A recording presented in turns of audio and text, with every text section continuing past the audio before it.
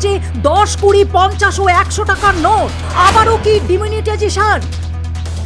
ছড়িয়ে পড়তে দেশ জুড়ে আতঙ্ক। সত্যি কি আর চলবে না এই নোট? 30 জুনের পর আর চলবে না 10, 20, 50 এবং 100 টাকার নোট।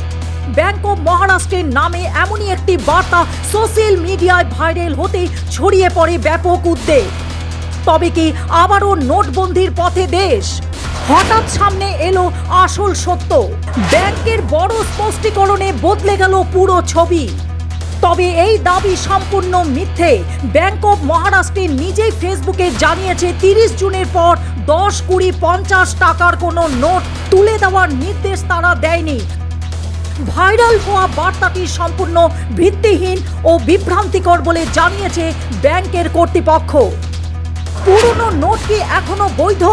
আরবিআই এর অবস্থানে মিলল চূড়ান্ত উত্তর। রিজার্ভ ব্যাংক অফ ইন্ডিয়া আগে জানিয়েছে 2005 সালের আগে কিছু নোট প্রয়োজনে বদলানো যেতে পারে, কিন্তু সেইগুলো বৈধ মুদ্রা হিসাবে চালু থাকবে। যে কোনো খবর বিশ্বাস করার আগে সত্যতা যাচাই করা জরুরি। প্রতিটি বার্তায় যে সত্যি নয় সেই ঘটনা তার বড় প্রমাণ।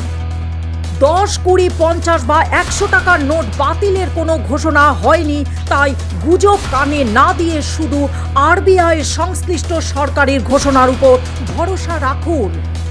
News desk report, global news network.